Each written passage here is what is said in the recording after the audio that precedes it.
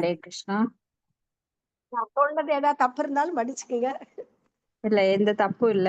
பகவானை பற்றி சொல்கின்ற ஒவ்வொரு வார்த்தையும் புனிதமானவை, அவை மங்களகரமானவை. பகவானுக்கு ஹரே எந்த ஒரு பாவங்களும் கிடையாது. தூய்மையானவர், அபாவவித்த பாவங்கள் அற்றவர். அதனால நாம்னா மகாரி பகவதா நிஜ சர்வ சக்தி. ஏன்னா அந்த நாமங்கள்ல பகவானுடைய நாமங்கள் ஒவ்வொன்றும் கோவிந்தா அப்படின்னா, கோ அப்படின்னா புலன்களை அடக்குபவர், கோ அப்படின்னா பசுக்களையும் குறிக்கிறது, பசுக்களை மேய்ப்பவர். பசுக்கள் ரொம்ப பிரியமானவை அவருக்கு. கோ பிராமண ஹிதாயச்ச, பிராமணர்கள் ரொம்ப பிரியமானவங்க. அச்சுதா அப்படின்னா வெல்ல முடியாதவர். அனந்தா அப்படின்னா எல்லையற்றவர். இப்படி ஒவ்வொரு அவருடைய வார்த்தைகளும் அவரது சொற்களும் அவரது பெயர்களும் மிக மிக மிக மிக புனிதமானவை. அவை எல்லா சக்திகளும் அடங்கியுள்ளது. பகவானோட நாமத்துக்கும் அவருடைய ரூபம், அவருடைய புகழ், அவர் லீலைகள் எதுவுமே வேறுபாடு கிடையாது. இப்ப எப்படி ஒரு டிவின்னு சொன்னா அதுல அந்த சொற்கள் மூலமா தான் டிவியை நாம காண்கிறோம். சொல்லு இல்லைன்னா நாம ஐடென்டிஃபை பண்ண முடியாது, அடையாளப்படுத்த முடியாது. சோ அப்ப பகவானுடைய நாமம் பகவானை தவிர வேறில்லை. கலிகாலே நாம ரூபேன கிருஷ்ண அவதாரே, நாம ரூபத்தில் தோன்றுகிறார். அப்ப அவரது நாமத்தை உச்சரிப்பதன் மூலமாகவே நம் வாழ்வை கடைந்தேற்ற முடியும். பிறப்பில்லா வாழ்வை, பிறவாமை நிலையை அடைய முடியும். அந்த நாமத்திற்கு எந்த வித ஸ்மரணே எல்லா காலங்களிலும் ஸ்மரன் பண்ணலாம். எப்ப வேணா நீங்க சாண்டிங் பண்ணிட்டே இருக்கலாம். தூங்கும் போது, டாய்லெட் போகும்போது, எந்த நேரத்திலும். சைத்தன்ய மகாபிரபு ஒரு சமயம் டாய்லெட் போகும்போது நாக்க கடிச்சுக்கிட்டாராம், அவர் ரெஸ்ட் ரூம் போகும்போது. அப்போ அவருடைய சீடர் கேட்டாராம், எதுக்காக நீங்க நாக்க கடிச்சிருக்கீங்க? இல்ல, எனக்கு இந்த புனிதமான வார்த்தை வந்துட்டே இருக்கு, என் நாக்கு அடங்க மாட்டேங்குது, அந்த பெயரை உச்சரிச்சுட்டே இருக்கு, ஆனா நான் இங்க போறேனே, ரெஸ்ட் ரூம் போறேனே அப்படின்னு. அப்ப அந்த நேரத்துல மரணம் அடைஞ்சா என்ன பண்ணுவீங்க? ஏன்னா மரண காலம் எங்க நடக்குதுன்னு தெரியாது. சிலர் எல்லாம் பாத்ரூம்ல வலிக்கி விழுந்து அப்படியே இறந்துடுறாங்க இல்லையா? அப்போ அந்த காலேச்ச மாம் ஏவ அந்தே நாராயண ஸ்மிருதி, கடைசி இறக்கும் நேரத்தில் பகவானுடைய ஞாபகம் நம்மளுக்கு வேணும். காந்தியடிகள் என்ன சொன்னார் கடைசியில இறக்கும் போது? ஹே ராம், ஹே ராம், ஹே ராம். ஏன்னா அவர் பிராக்டிஸ் பண்ணிட்டு இருந்தார். அவர் ராம ராம ராம ராம ராம ராம மந்திரத்தை உச்சரிச்சுட்டே இருந்தார். அதனாலதான் அவருக்கு இறக்கும் போது கூட ஒரு துஷ்டன் அவனை கொன்னுட்டானே, அவனை கொல்லுங்க, அவனை பிடிங்கன்னு எல்லாம் சொல்லல, ஐயோன்னு கத்தல. நம்மளே இப்ப கால அடிச்சுக்கிட்டா கூட என்ன சொல்லுவோம்? ஐயோ அப்படிம்போம். சிலர் தவறி. ஆனா பக்தர்கள் என்ன சொல்லுவாங்க? கிருஷ்ணா அப்படிம்பாங்க. அப்ப ஒரு சின்ன வலிக்கே அந்த கத்தும் போது மரண நேரத்தில் எவ்வளவு பெரிய வலி வரும். அப்ப பகவானுடைய ஸ்மரன் வரணும் அப்படின்னா இப்ப இருந்தே பிராக்டிஸ் பண்ணணும். இதுதான் ஃபைனல் எக்ஸாம்க்கு நம்மளுக்கு கிடைக்க போற ரிசல்ட். எல்லாருமே 100க்கு 100 வாங்கணும்னு தான் ஆசைப்படுறோம்.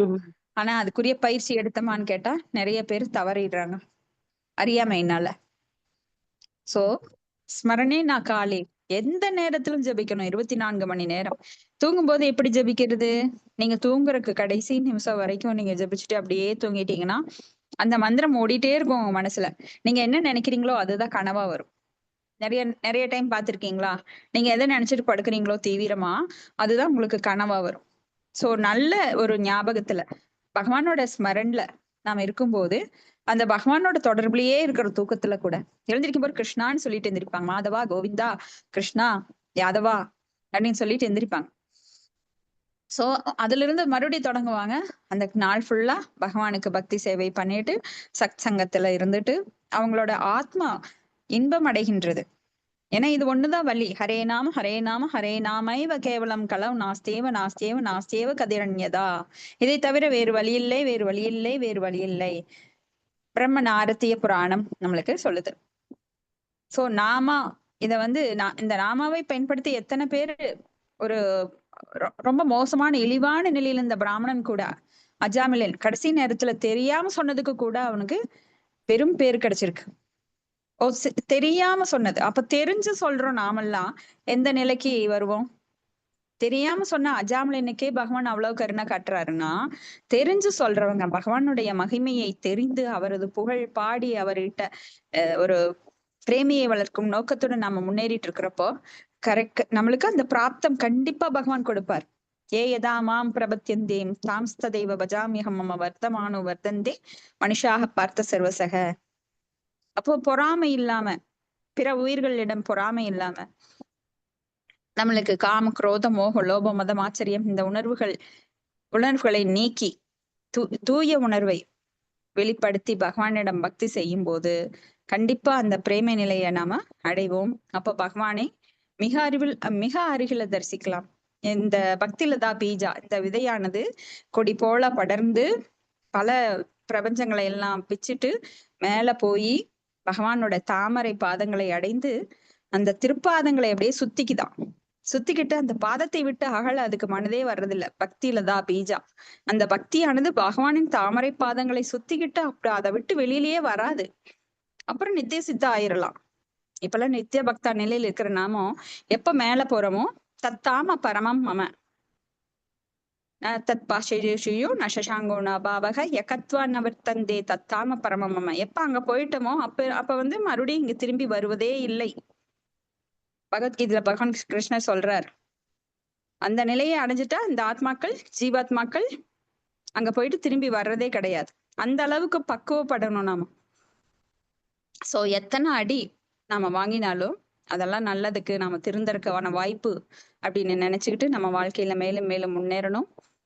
அப்ப அஜாமிலன் மட்டும் இல்ல, ஸ்ரீல ஹரிதாஸ் தாக்கூரார் நாமாச்சாரியார் வெறும் நாமத்தை மட்டுமே சொன்னார். வேற எந்த தவம் பண்ணல, நாமத்தையே தவமாக மேற்கொண்டார்.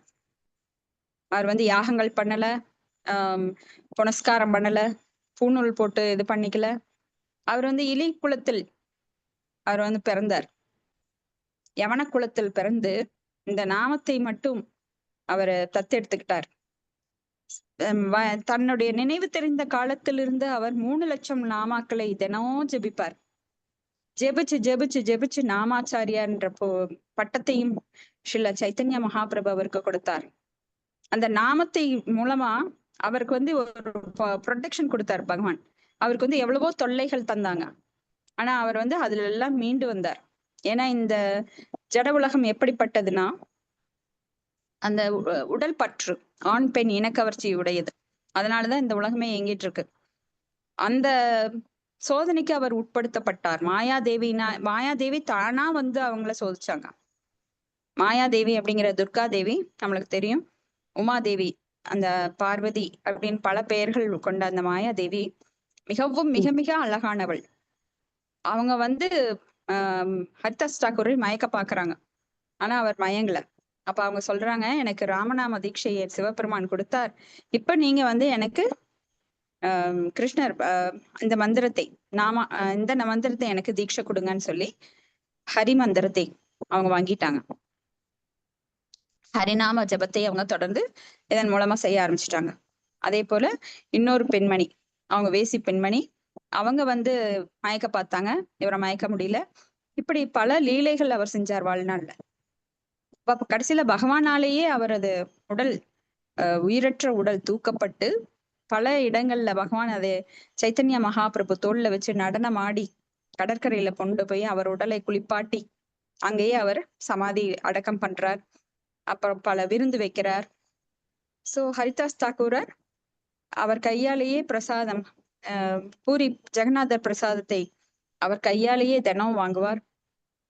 ஏன்னா அவர் வந்து யவனக்குளம் அப்படிங்கிறதுனால பூரி அந்த கோயிலுக்குள்ள நுழைய முடியாது.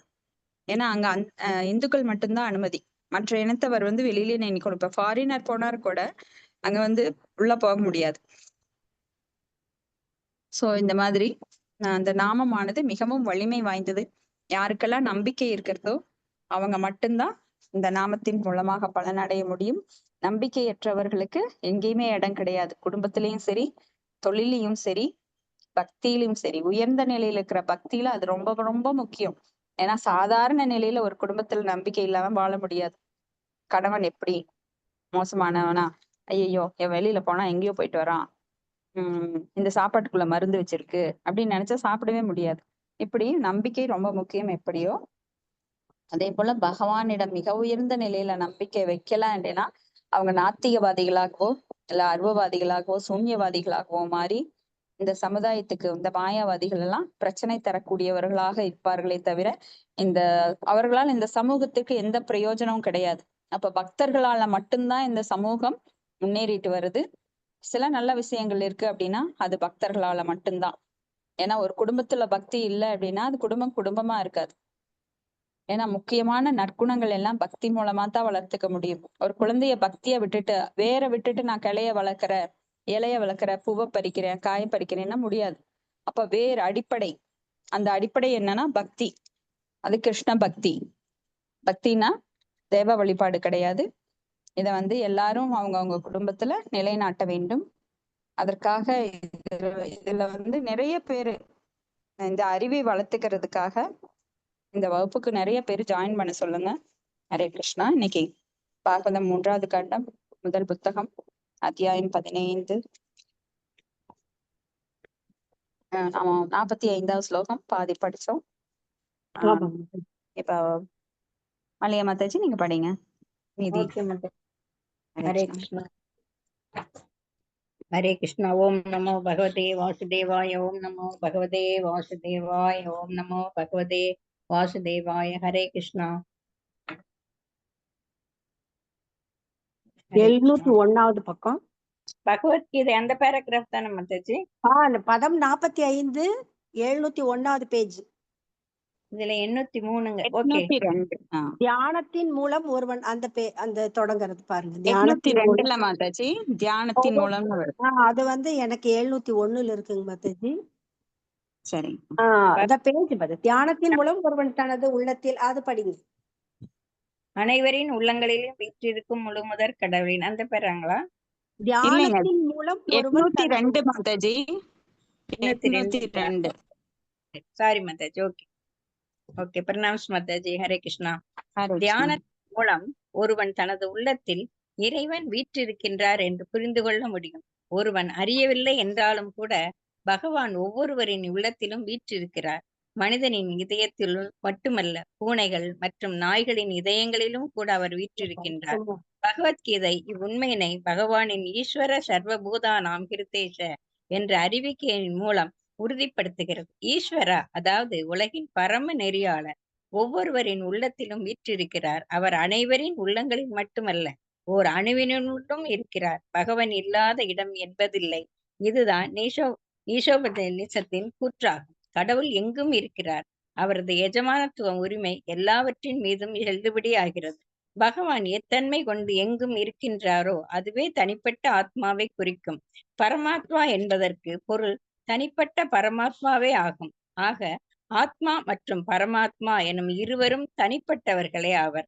ஆத்மாவிற்கும் பரமாத்மாவிற்கும் உள்ள வேறுபாடு என்னவென்றால், ஆத்மாவானது ஒரு குறிப்பிட்ட உடலில் மட்டும் இருக்கும், ஆனால் பரமாத்மா எங்கும் இருக்கும். இது தொடர்பாக சூரியனை உதாரணப்படுத்துவது மிகவும் பொருத்தமுடையதாகும்.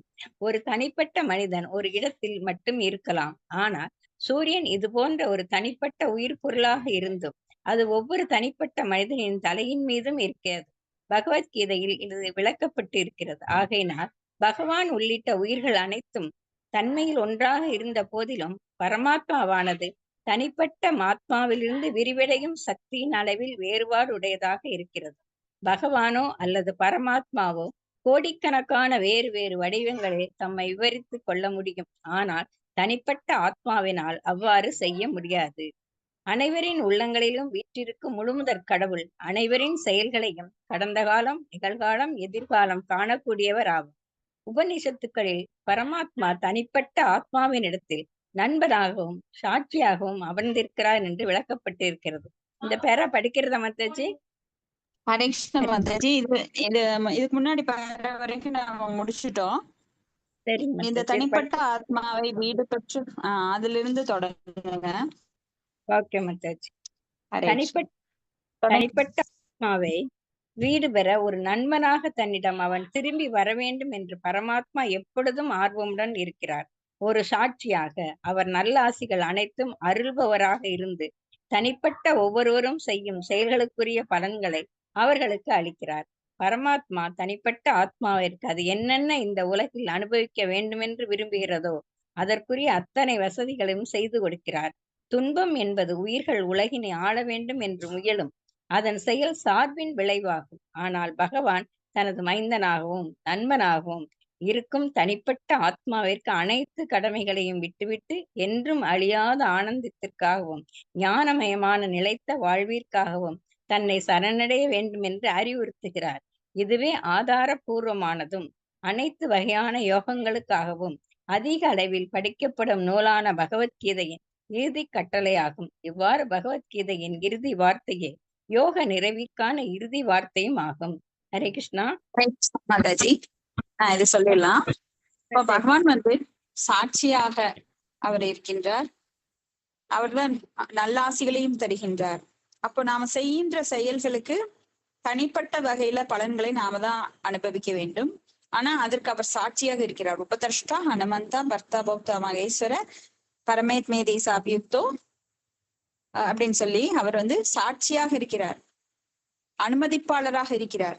எதுக்கு? இந்த உலகத்துல நம்ம அனுபவிக்கணும்னு விரும்புறத அவர் ஏற்பாடு பண்ணி கொடுக்கிறார். ஏன்னா நம்ம விரும்புறதுக்கு நம்மனால அடைய முடியாது. அப்ப பகவான் தான் அதுக்கு வழி பண்ணி கொடுக்கிறார். ஏன்னா நம்ம கிட்ட அதுக்குரிய சக்தி கிடையாது, விருப்பம் மட்டுமே நம்மளோட இது. ஆனா அதையெல்லாம் நிறைவேற்றுபவர் யார்? பகவான். ஏன்னா ஆசைகளே துன்பத்திற்கு காரணம். நான் இப்போ ஒரு டாக்டர் ஆகணும்னு ஆசைப்படுறேன், ஆனா அதுக்குரிய பிராப்தம் இல்லை, எனக்கு புண்ணிய பலன் கிடையாது. அப்போ அந்த விருப்பத்தை நிறைவேற்றக்காக எனக்கு புண்ணிய பலன்களை அதிகரிக்க எனக்கு வந்து மனசுக்குள்ள வந்து பரமாத்மாவா தோன்றார். நீ பாரு, இங்க போய் இவங்களுக்கு படிப்புக்கு பணம் கொடு, அவங்களுக்கு இதை செய், அன்னதானம் பண்ணு.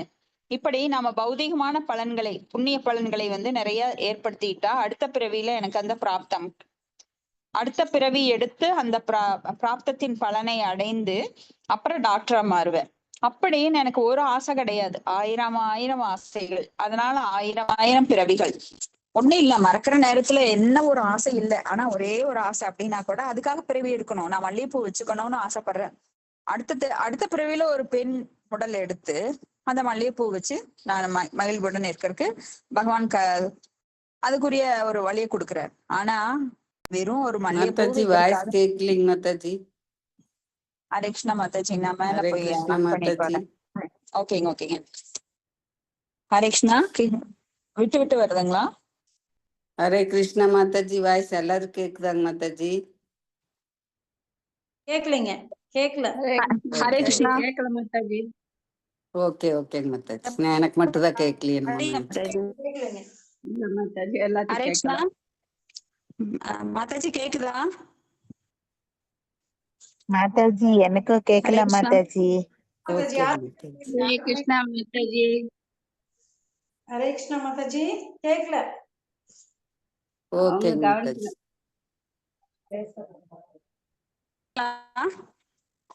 ஹரே கிருஷ்ணா. கேக்குது மாதாஜி. ஹரே கிருஷ்ணா. மல்லிகை மாதாஜி படிங்க. நானு மல்லிகை மாதாஜி படிங்க. ஓகே மாதாஜி. பகவத்கீதையில் கிருஷ்ண சிந்தனையில் எப்பொழுதும் ஆழ்ந்திருப்பவனே உயர்ந்த யோகி என்று குறிப்பிடப்பட்டிருக்கிறது. கிருஷ்ண சிந்தனை என்றால் என்ன? தனிப்பட்ட ஆத்மாவானது தன்னுடைய உணர்வினால் தனது உடல் முழுவதும் வியாபித்திருப்பது போல் பரமாத்மாவானது தனது பரம உணர்வினால் படைப்பு முழுவதும் பரவியுள்ளது. இப்பரம உணர்வு சக்தியே வரையறைக்குட்பட்ட உணர்வுடைய தனிப்பட்ட ஆத்மாவினால் பாவனை செய்யப்படுகிறது. என்னால் எனது உடலில் என்ன நடைபெறுகிறது என்பதை புரிந்து கொள்ள முடியும். ஆனால் அடுத்தவர் உடலில் என்ன நடைபெற்று கொண்டு இருக்கிறது என்பதை உணர்ந்து கொள்ள முடியாது.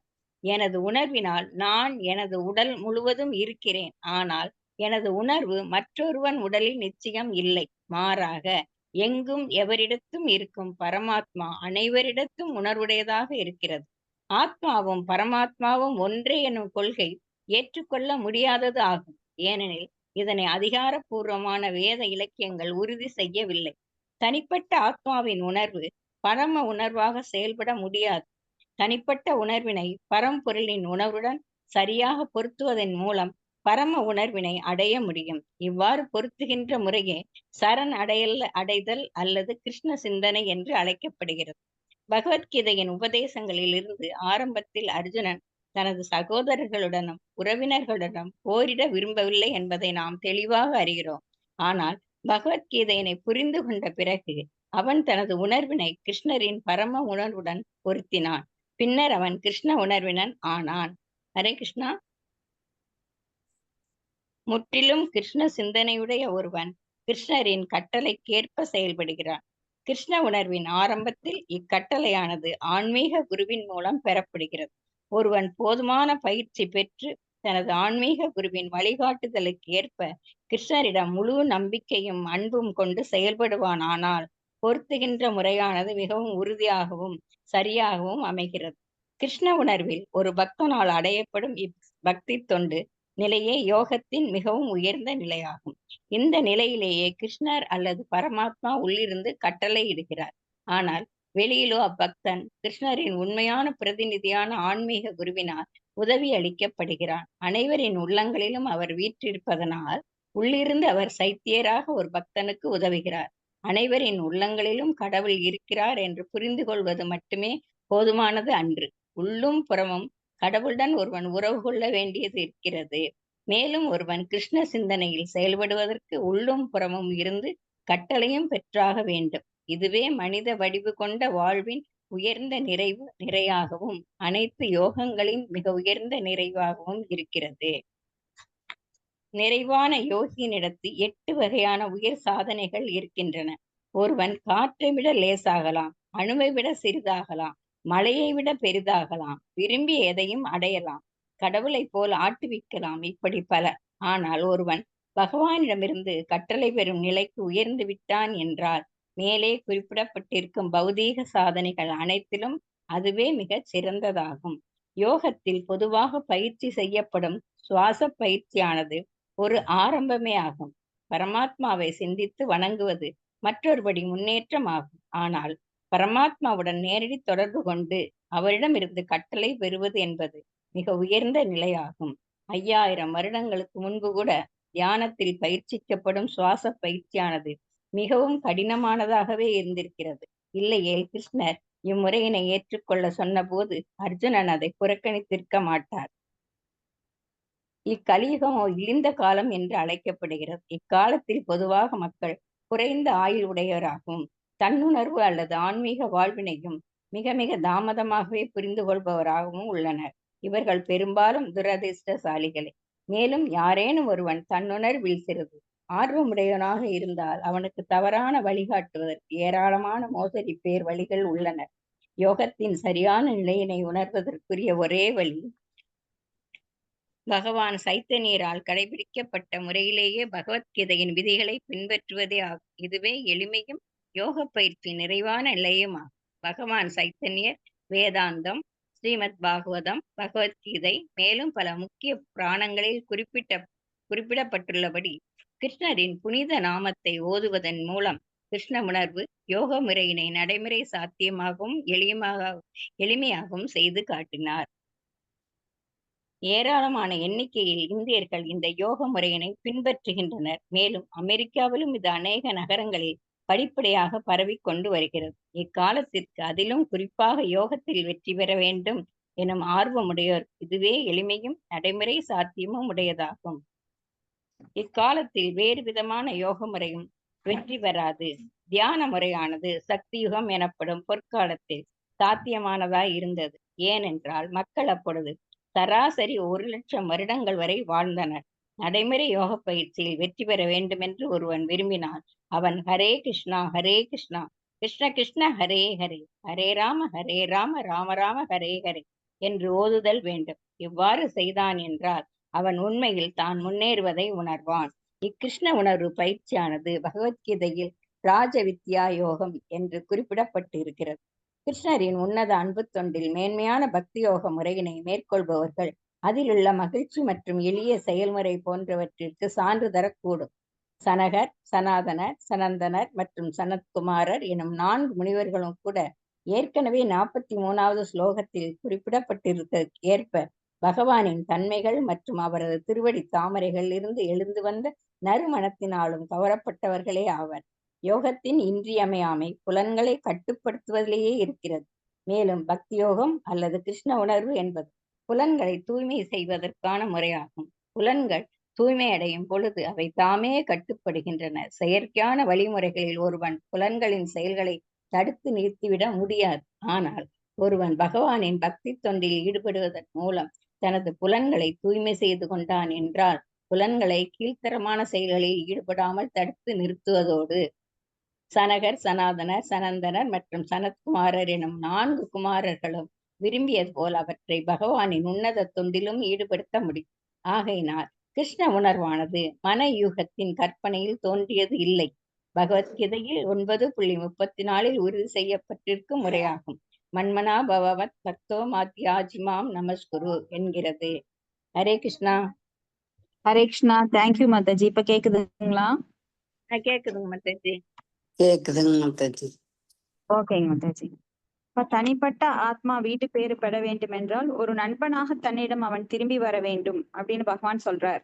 ஏன்னா அவர் தான் சாட்சியா இருக்கிறாரு. உபத்ரஷ்டா அனுமந்தா பக்தா போக்தா மகேஸ்வர பரமேத்மேதி சாப்யுக்தோ அப்படின்னு சொல்றாரு. அதாவது சாட்சியாக இருக்கிறேன், நான் அனுமதிப்பாளனாக இருக்கிறேன்.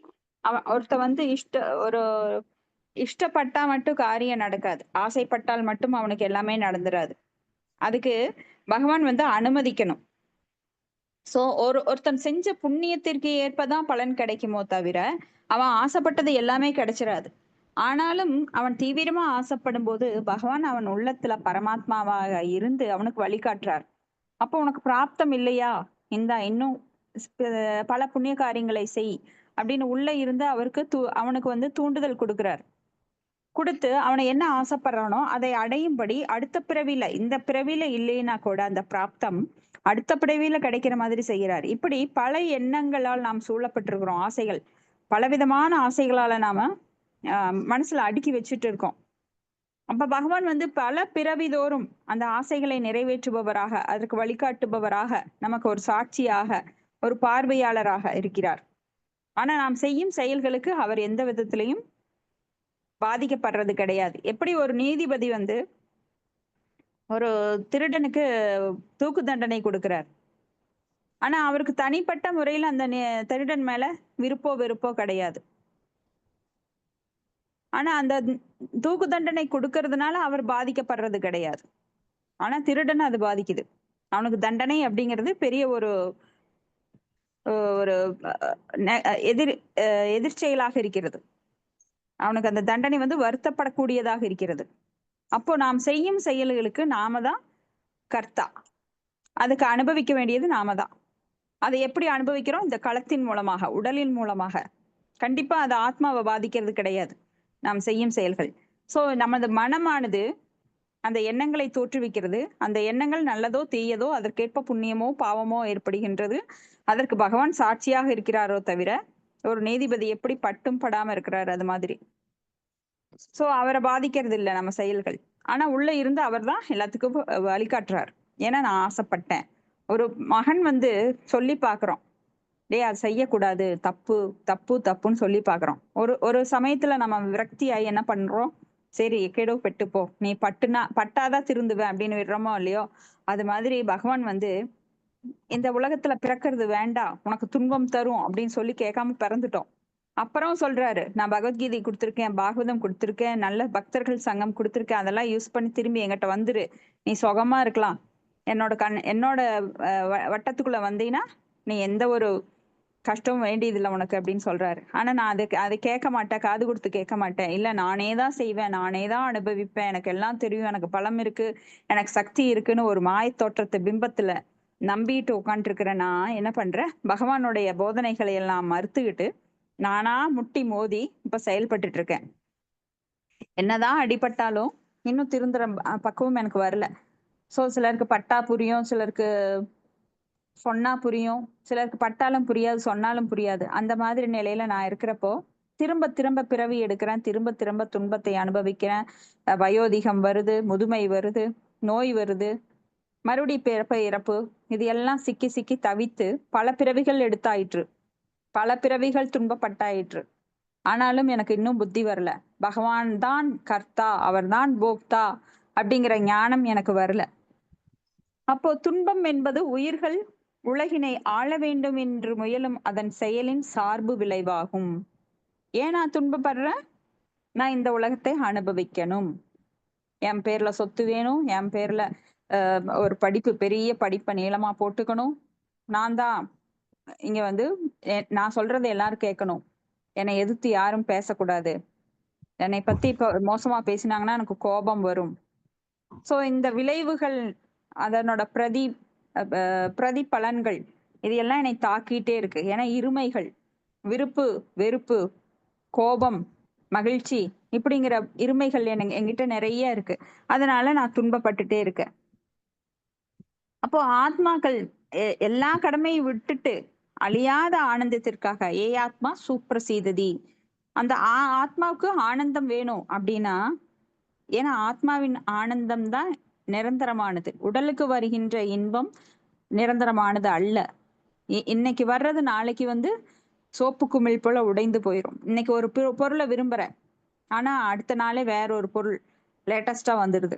இது பழசாயிருச்சு, மறுபடியும் அடுத்தது வாங்கணும், மறுபடியும் அடுத்தது வாங்கணும். எல்லையில்லாத ஆசைகள், எல்லையில்லாத துன்பங்கள், இதை நான் அனுபவிச்சுட்டே இருக்கிறேன். அப்போ ஆத்மாதான் ஆனந்தத்திற்குரிய ஒரு ரகசியமான ஒரு புலன். சாரி, ஆத்மாங்கிறது ஒரு ஆன்மீகமயமானது, புலன் கிடையாது, ஆன்மீகமயமானது. அப்போ அந்த ஆத்ம ஆனந்தம் கிடைக்கணுமா, நீ எங்கிட்ட சரணடை, அதுதான் ஞானமயமான நினைத்த வாழ்வு அப்படின்னு சொல்லி சர்வதர்மான் பரித்யச்ச மாம் ஏகம் சரணம் ரஜ அகம்தாம் சர்வ பாபேபியோ மோஷைஷாமி மாஷூஷக அப்படின்னு பகவத்கீதையில பகவான் கிருஷ்ணர் 18வது அத்தியாயத்துல 66வது ஸ்லோகத்துல சொல்றாரு. அதுதான் நம்மளுக்கு இறுதி கட்டளை.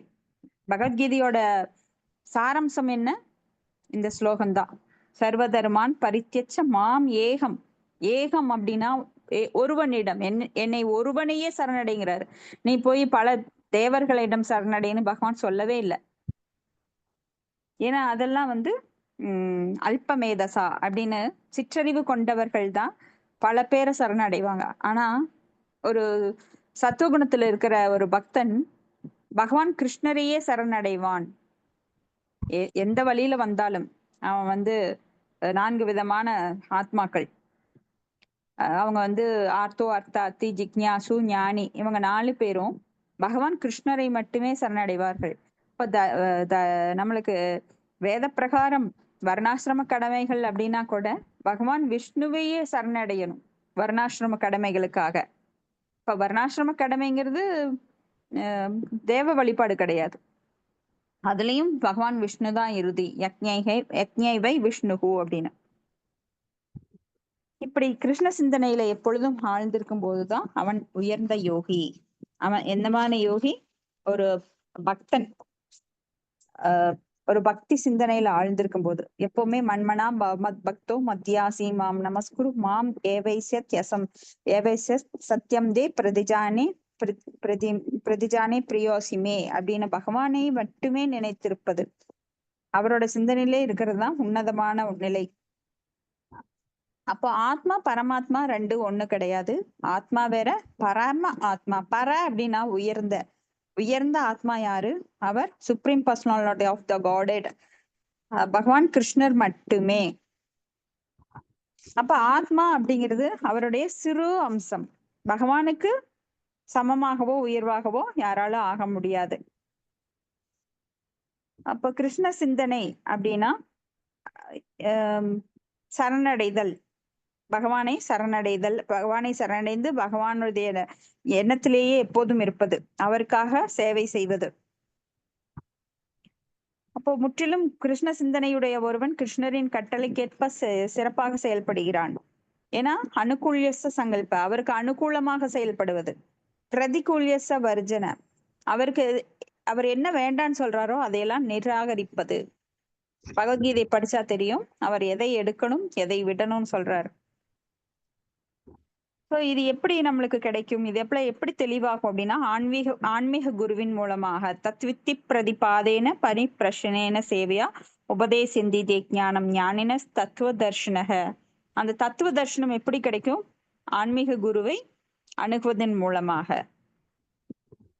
அப்போ ஒருவன் அவரோட வழிகாட்டுதல் கேட்ப கிருஷ்ணரிடம் முழு நம்பிக்கையும் அன்பும் கொண்டு செயல்படுறதுனால உறுதியாகவும் சரியாகவும் அந்த கிருஷ்ண உணர்வு அவனிடம் மேலோங்கும். அப்ப கிருஷ்ண உணர்வுல ஒரு பக்தனால் அடையப்படும் பக்தி தொண்டு நிலையை யோகத்தின் மிக உயர்ந்த நிலை. நிறைய யோகங்கள் இருக்கு.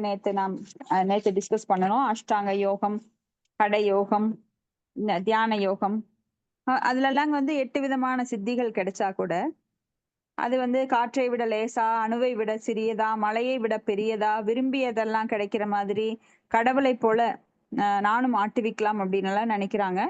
ஆனா இது வந்து பகவானோட காலடியில ஒரு சின்ன அணுவளவு தூசு போல இந்த சித்திகள் எல்லாம்.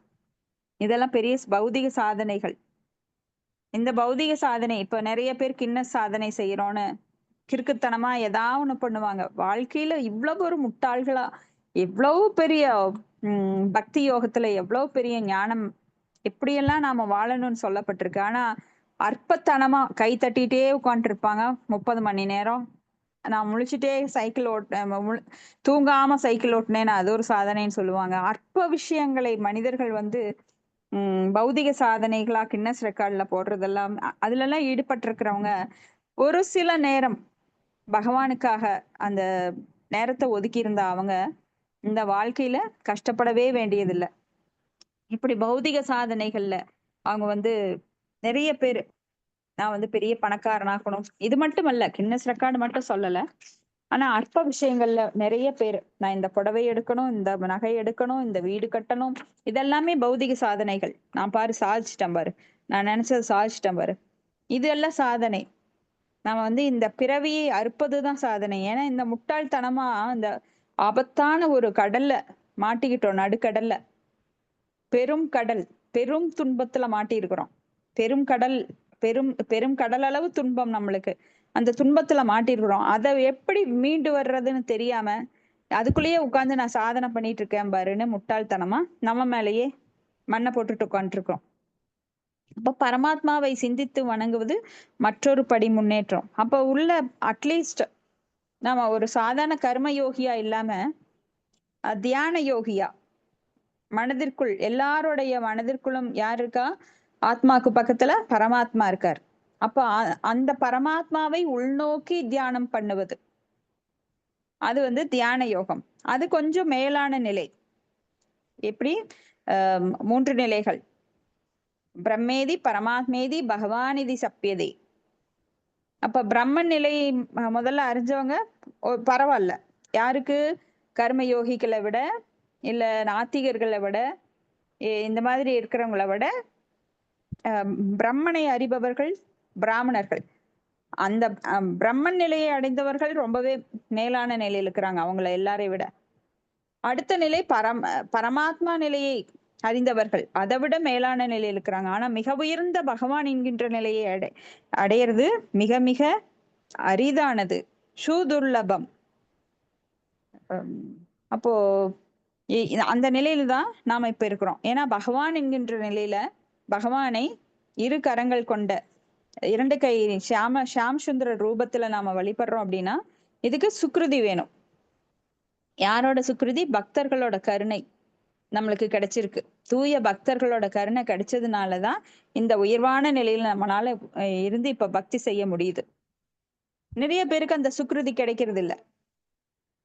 ஏன்னா பகவத்கீதையில 7.28 சொல்றாங்க, ஏசாம் தொந்த கதம்பாவம் ஜனானாம் புண்ணிய கர்மம் தேக்துவந்துவ மோக நிர்முக்த பஜதேமாம் திருடவிரதாக. முன்ன பிறவியில நிறைய பக்தி பண்ணி புண்ணியங்கள் எல்லாம் சேர்த்து பாவங்கள் அழிக்கப்பட்டவர்களாலேயே இதை அடைய முடியும் அப்படின்னு சொல்லி. சோ இல்லைன்னா ஒரு தூய பக்தரோட கருணை நம்மளுக்கு காரணமற்ற கருணை, காரணமே எதுவும் இருக்காது. ஆனா அவங்களோட கருணையினால நம்ம இப்ப ஸ்ரீல பிரபுபாதரோட மூமெண்ட்ல ஸ்ரீல பிரபுபாதரோட கருணையினாலதான் நம்ம இத்தனை பேர் பகவத்கீதை பாகவதம் எல்லாம் படித்து இந்த உயர்ந்த கிரந்தங்களை, ஏன்னா இதெல்லாம் நம்ம புரிஞ்சுக்கவே முடியாது. ஒரு பக்தரோட கருணை இல்லாம நமக்கு இந்த ஸ்கந்தங்களை புரிஞ்சுக்கவே முடியாது. வேத நூல்கள் இதெல்லாம் வேதத்தின் தொகுப்பு, மிக மிக அரிது புரிந்து கொள்ளுவது. ஏன்னா இது வந்து ராஜவித்யா ராஜகுஹ்யம் பவித்ரம் இதம் உத்தமம் பிரத்யக்ஷா வகமம் தர்மியம் சுஷூகம் கருதும் அவ்வியம். ஏன்னா இது மிக ரகசியம், மிக மிக ரகசியமானது. குஹ்யம் குஹ்யத்தமம் குஹ்யத்தரம். ரகசியம், மிக ரகசியம், மிக மிக ரகசியம். எல்லார் கையிலயும் புக் கிடைச்சிருக்கலாம், எல்லார் கையிலயும் கிடையாது. இதுக்கும் பிராப்தம் வேணும். புக்கை வாங்குறவங்க பல பேர் இருக்காங்க, ஆனா இதை யூஸ் பண்றவங்க 10%, அதை புரிஞ்சுக்கிறவங்க அதுலயும் 10%. அப்ப நினைச்சு பாருங்க, யாரால இதை புரிஞ்சுக்க முடியும்? சும்மா புக்கை வாங்கிட்டா புரிஞ்சுக்க முடியுமா படிச்சா? கிடையாது. அதுக்கு பக்தர்களுடைய கருணை வேண்டும். அப்ப சில பிரபுபாதர், நம்ம குரு மகராஜ் அவரோட கருணையினாலதான் இப்ப நம்ம புரிஞ்சுட்டு இதெல்லாம் படிச்சுட்டு இருக்கிறோம்.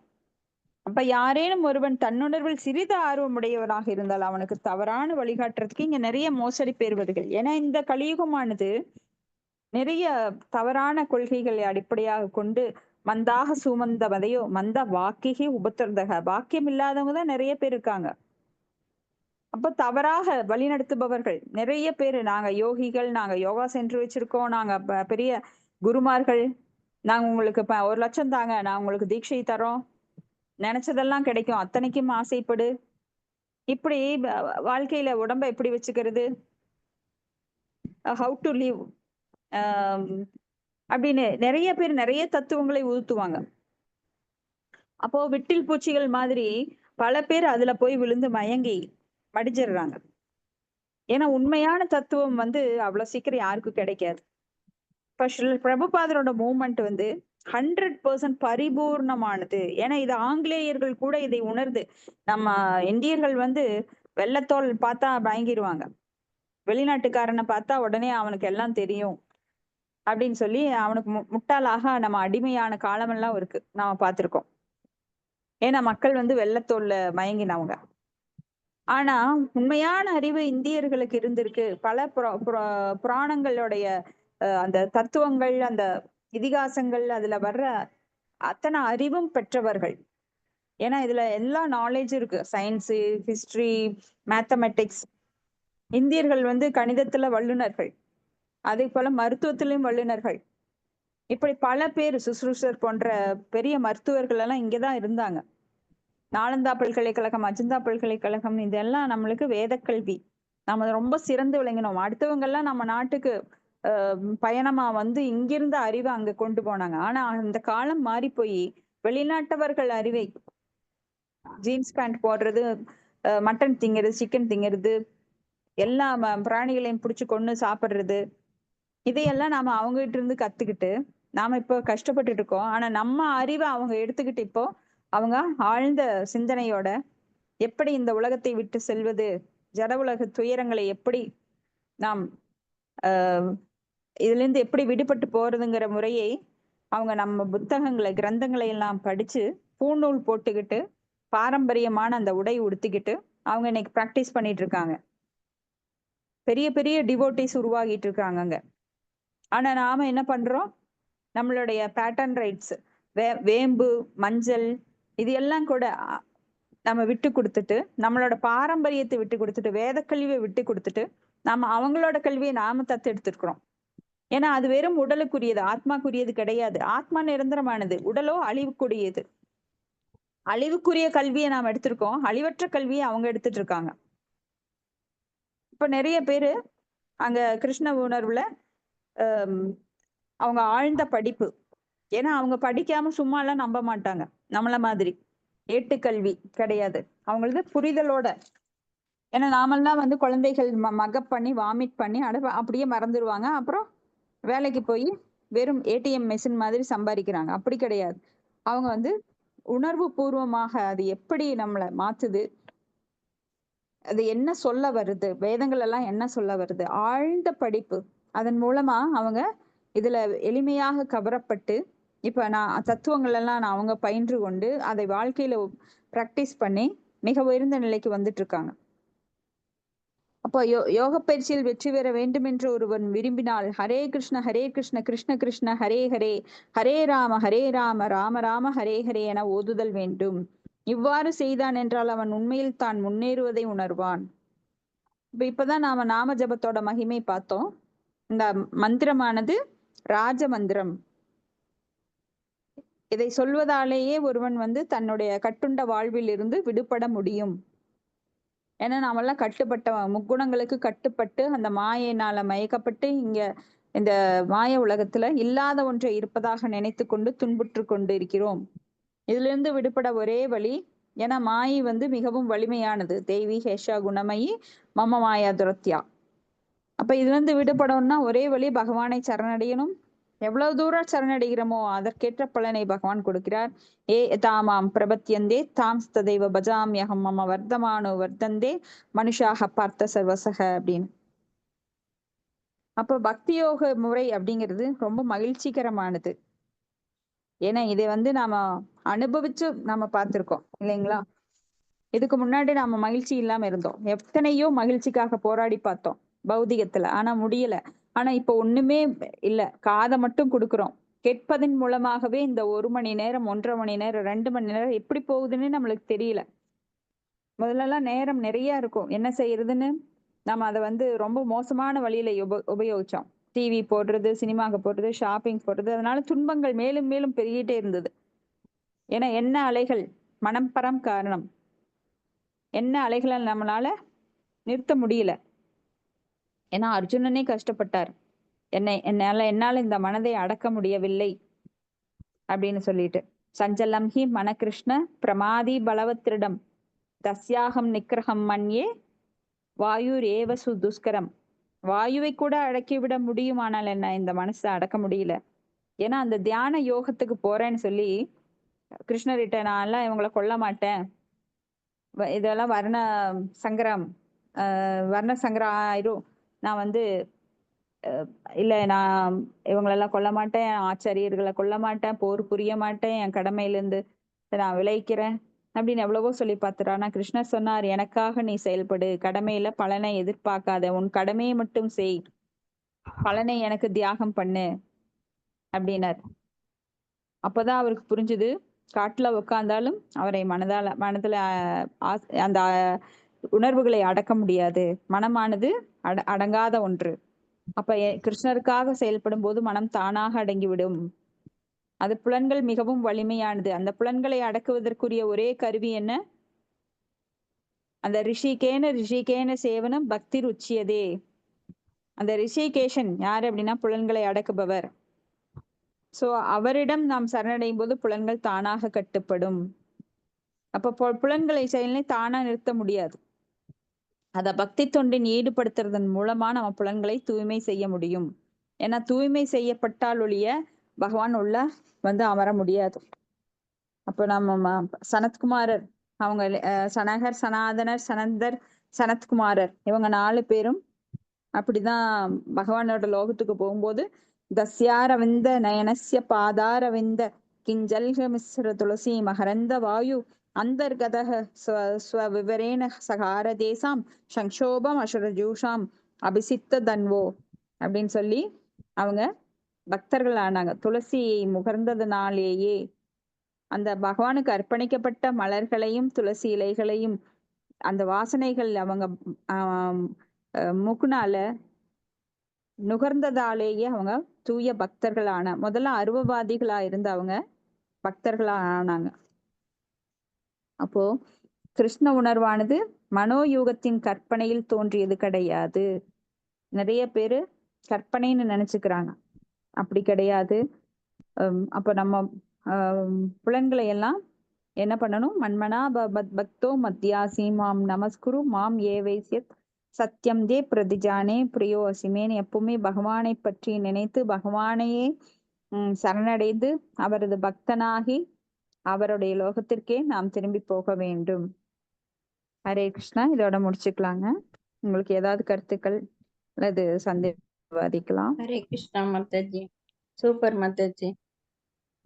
ஹரே கிருஷ்ணா. ஹரி போல். ஸ்ரீல பிரபுபாதிக்கு ஜெய். ஸ்ரீல பிரபுபாதர் எவ்வளவு பெரிய பற்பட்ட நம்மளுக்காக கொடுத்திருக்காரு பாருங்க. நாம